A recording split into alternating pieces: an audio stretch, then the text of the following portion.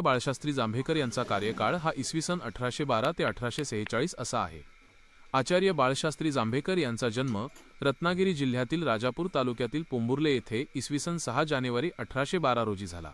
त्यांना कुशाग्र बुद्धिमत्तेची देणगी मिळाली होती। संस्कृत, इंग्रजी, गुजराती, बंगाली, फारसी आदी भाषा त्यांनी आत्मसात केल्या। इतर विषयातही त्यांनी प्रावीण्य मिळवले होते। शिक्षण पूर्ण झाल्यानंतर ते बॉम्बे नेटिव्ह एज्युकेशन सोसायटीमध्ये डेप्युटी सेक्रेटरी या महत्त्वाच्या पदावर रुजू झाले। सरकारच्या वतीने अक्कलकोटचा युवराजाचा शिक्षक झाले। नंतर ते एल्फिन्स्टन कॉलेजमध्ये असिस्टंट प्रोफेसर झाले। पुढे त्यांनी शिक्षकांच्या अध्यापन वर्गाचे संचालक म्हणून काम केले।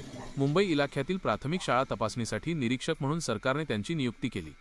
वेगवेगळ्या पदांवर कार्य करत असतानाच इतिहास संशोधन, शिलालेख वाचन, ताम्रपटांचा शोध यामध्ये ज्ञान संपादन केले। त्यांनी इतिहास, भूगोल, व्याकरण, गणित, छंदशास्त्र, नीतिशास्त्र इत्यादी विषयांवर पुस्तके लिहिली। त्यांनी शून्यलब्धी, हिंदुस्थानचा इतिहास, हिंदुस्थानचा प्राचीन इतिहास, सार संग्रह, इंग्लंडचा इतिहास ई ग्रंथ लिहिले। याशिवाय ज्ञानेश्वरीचे पाठभेद सह संपादन केले। 1832 मध्ये दर्पण हे मराठी भाषेतील पहिले वृत्तपत्र सुरू केले व दिग्दर्शन हे मासिक सुरू केले।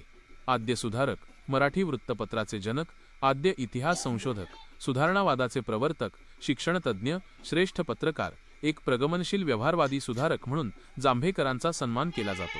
त्यांना महाराष्ट्रातील अग्रणी सुधारक मानले जाते। 17 मे 1846 रोजी बनेश्वर येथे त्यांचा मृत्यू झाला। यांच्या कार्यावर प्रश्न पेपरमध्ये दिसतात, त्यामुळे ही माहिती चांगली अभ्यासा, जेणेकरून प्रश्न चुकणार नाहीत।